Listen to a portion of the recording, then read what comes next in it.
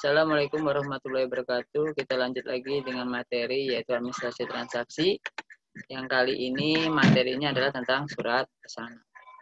Ya, ini contoh di dalam surat pesanan. Surat pesanan adalah surat dari pembeli yang isinya adalah memesan produk tertentu. Informasi produk, ya. Jadi begini anak-anak. Di dalam kelas 11 BDP, inilah contoh di dalam administrasi transaksi ada namanya surat pesanan. Artinya surat untuk memesan suatu barang atau post order atau PO. Informasi produk, hal-hal yang perlu disampaikan yang pertama adalah di dalam membuat surat pesanan itu harus ada nama, ada jenis, ada tipe, dan ciri-ciri barang yang akan dipesan. Biasanya ini ciri-ciri adalah merek. Yang kedua adalah jumlah atau banyaknya produk yang dipesan. Cara pembayarannya ada melalui cash dan melalui barang di tempat atau melalui transfer. Sehingga kita juga tahu tentang ada namanya diskon atau perpotongan harga. Dilanjut lagi. Nah, ini cara penulisan. Yang pertama adalah di dalam penulisan surat itu adalah pembukaan dulu. Biasanya ada pembukaan itu kepada, misalnya pembukaan dengan hormat, ya kan? Itu pembukaan. Nah, baru adalah inti. Setelah ada pembukaan, otomatis ada kata inti. Intinya adalah apa? Deskripsi memesan suatu barang. Yang berikutnya adalah apa? Yaitu adalah penutup. Penutup itu ucapan terima kasih atau harapan. Ini contoh. Contoh kalau pembukaannya. Berdasarkan iklan atau berdasarkan surat penawaran Bapak ya nomor sekian tanggal sekian tentang misalnya berdasarkan surat penawaran yang Bapak kirim pada tanggal 2 November 2020 tentang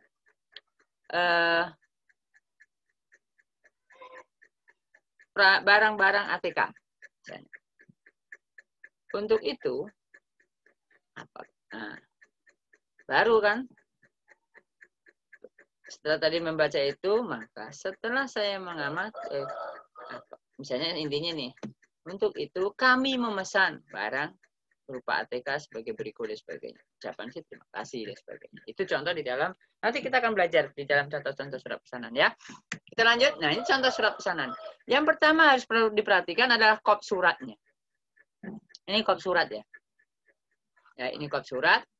Yang berikutnya adalah ini nomor, jangan lupa. Ini RS, ini PS itu pesanan. RS itu biasanya nama perusahaan. Ini adalah nomor Romawi, ini adalah nomor bulan, tahun, dan sebagainya. Ini misalnya pemesanan chat.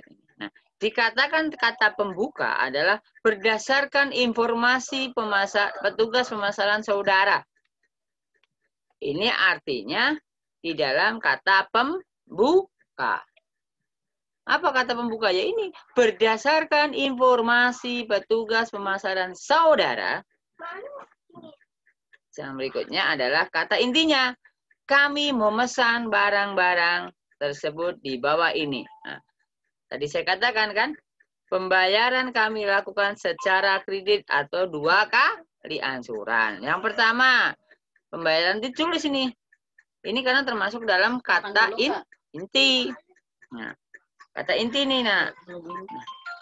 Setelah kata inti, tadi kata penutup. Nah, seandainya pesanan ini dapat disetujui, kami minta cat dan dempul seluruhnya dalam kemasan 1 kilo. Kami harap barang tersebut dikirim secepatnya. Terima kasih. Terima kasih, nah. Ini adalah kata penutup di sini, nah. Bedanya kalau kata pembuka adalah ini dengan hormat, berdasarkan.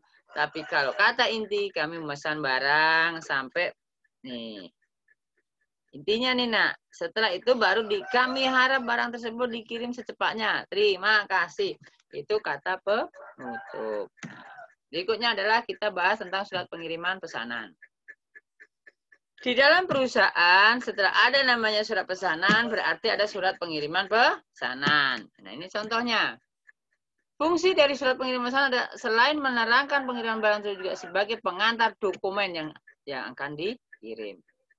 Nah, yang perlu diperhatikan dalam pengiriman pesanan, berdasarkan order yang mana barang dikirim, jenis barang, berapa jumlahnya, alat apa yang digunakan, alat angkutnya, apakah truk, apakah kontainer, apakah kita menggunakan jasa Gojek online. Dokumen apa saja yang dilampirkan dalam surat pesanan? Yang pertama adalah surat pengantar barang, ada namanya faktur. Itu biasa nanti kamu kalau bekerja, nak. Bila dikirim dengan perusahaan pengangkut harus ada surat muatan barang. Kalau kita menggunakan kontainer, truk, dan sebagainya. Ya. Ini contoh saja ya. Nah, itu biasanya orang-orang bekerja di ekspedisi. Nah, ini contoh seperti ini. Ada railway bill, itu menggunakan pesawat. Kalau kita menggunakan bill of lading adalah menggunakan kapal laut. Tapi kalau surat jalan hanya kendaraan darat. Pak, saya mau mengirim menggunakan pesawat, berarti menggunakan airway bill. Ya, ini contoh saja ya. Nah, ini contoh, nak. Surat pengiriman pesanan ada namanya pembukaan. Ada namanya inti, ada penutup yang tadi saya jelaskan, ya. Ini contoh saja, nak, ya. Kita lihat di sini, ini contoh suratnya. Sama, nak. Ya kan? Ini surat kata intinya, ya kan? Ya kan? Ini dan ini kata inti ini. Pesanan sudah melalui surat nomor sekian, nomor berapa yang tadi? Nah, ini. Nah, ini kan nih. Nah, seluruh pesan ini kami nanti ini contoh saja. Ya, ini contoh di dalam surat pesanan atau pengiriman pesanan. Yang berikutnya adalah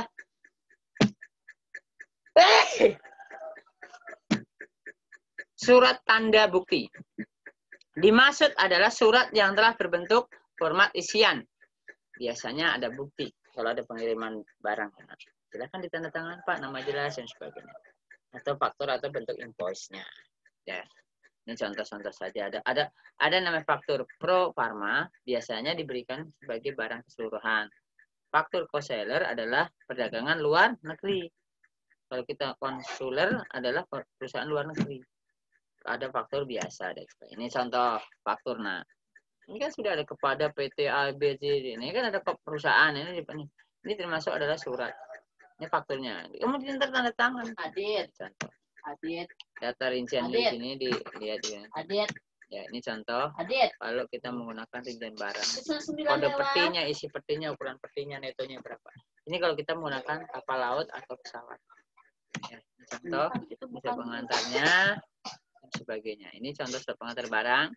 Di sini biasa harap diterima kiriman barang-barang di bawah ini yang diangkut menggunakan kendaraan apa? Tulis.